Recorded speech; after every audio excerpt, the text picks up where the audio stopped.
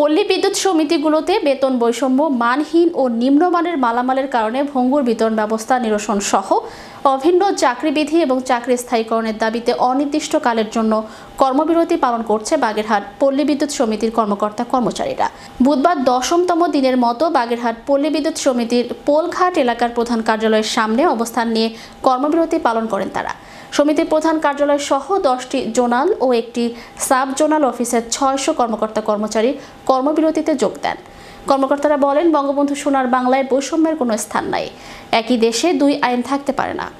Billing supervisor Bagerhat পল্লী বিদ্যুৎ সমিতি আমরা এখানে সবাই একত্রিত হয়েছি আমাদের প্রাণের দাবি।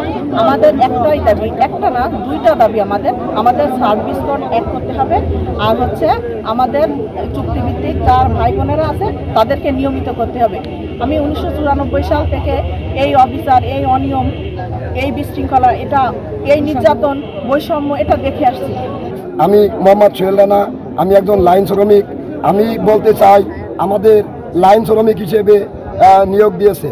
আমরা মূলত হলাম লাইনম্যান হচ্ছে পল্লী বিদ্যুতের মূল সৈনিক।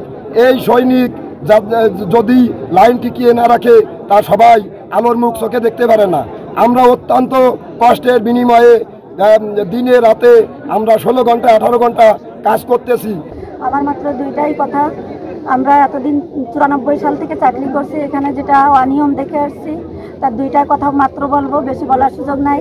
সেটা হলো আমাদের যে মিটারগুলো দিচ্ছে সে মিটারগুলো আমরা আগে যা ছিল সেখানে আমরা সিস্টেম লস কভার করতে পারতাম, সব কিছু করতে পারতাম। এখন যে মিটারগুলো দিচ্ছে আজ লাগিয়ে আসছে আমাদের লাইনম্যান ভাইয়েরা, আগামী দিন লাভ দিয়ে একটা রিডিং হচ্ছে, যেখানে আমরা বিল করতে খুবই নিম্নমানের মিটারের জন্য খুবই বিল করতে।